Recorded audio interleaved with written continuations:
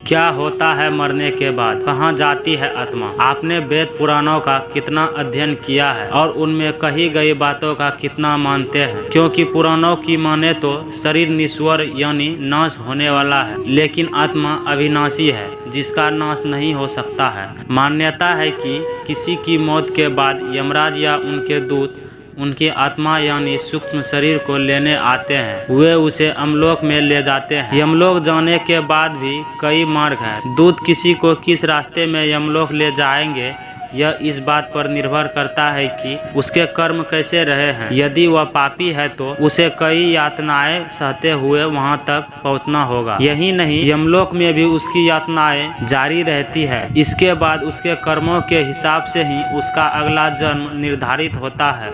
कुछ यातनाएं उसके अगले जन्मों में भी भुगतनी पड़ सकती है। आइए इसके बारे में एक एक करके समझते हैं। सबसे पहले हम जानते हैं कि आत्मा क्या है।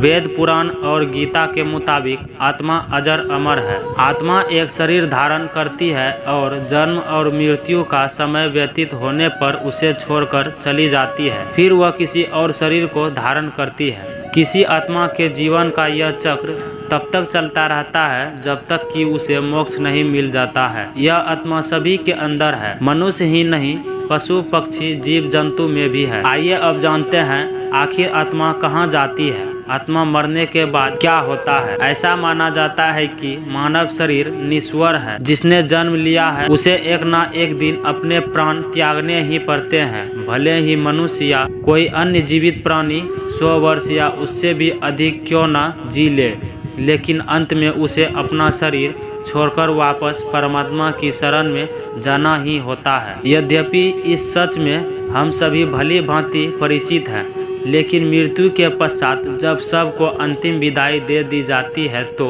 ऐसे में आत्मा का क्या होता है, यह बात अभी तक कोई नहीं समझ पाया है।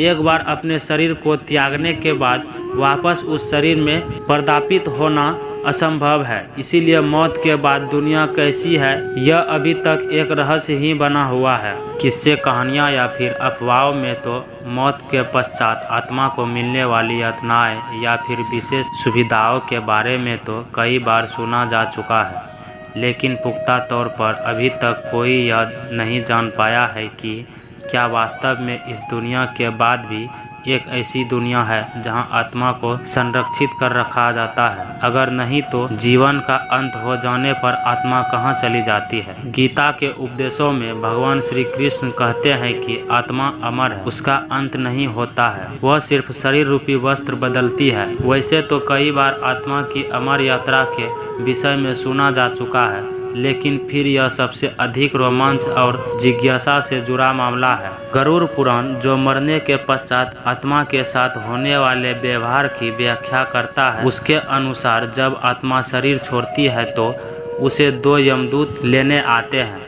मानव अपने जीवन में जो कर्म करता है यमदूत उसे उसके अनुसार अपने साथ ले जाते हैं। अगर मरने वाला सज्जन है, पुण्यात्मा है, तो उसके प्राण निकलने के बाद कोई पीड़ा नहीं होता है, लेकिन अगर वो दुराचारी या पापी हो तो उसे पीड़ा सहनी पड़ती है। गरुड़ पुराण में यह उल्लेख भी मिलता है कि मृत्यु के बाद आत्मा को यमदूत केवल 24 घंटे के लिए ही ले जाते हैं और इन 24 घंटे के दौरान आत्मा दिखाया जाता है कि उसने कितने पाप और कितने पुण्य किए हैं। उसके बाद आत्मा को फिर उसी घर में छोड़ दिया जाता है जहां उसके शरीर का त्याग किया गया था। उसके बाद 13 दिन के उत्तर कार्यों तक वह वहीं रहता है। 13 दिन के बाद वह फिर यमलोक की यात्रा करता है। इसे मौत का रास्ता कहते हैं। पुराणों के अनुसार जब भी कोई मनुष्य मरता है और आत्मा शरीर को त्याग कर यात्रा प्रारंभ करती है तो इस दौरान उसे 3 प्रकार के मार्ग मिलते हैं। उस आत्मा को किस मार्ग पर चलाया जाए यह केवल उसके कर्मों पर निर्भर करता है। ये 3 मार्ग है: अर्ची मार्ग, धूम मार्ग और उत्पत्ति विनाश मार्ग। अर्ची मार्ग ब्रह्मलोक और देवलोक की यात्रा के लिए होता है, वही धूम मार्ग प्रीतलोक की यात्रा के लिए होता है और उत्पत्ति विनाश मार्ग नर्क की यात्रा के लिए है।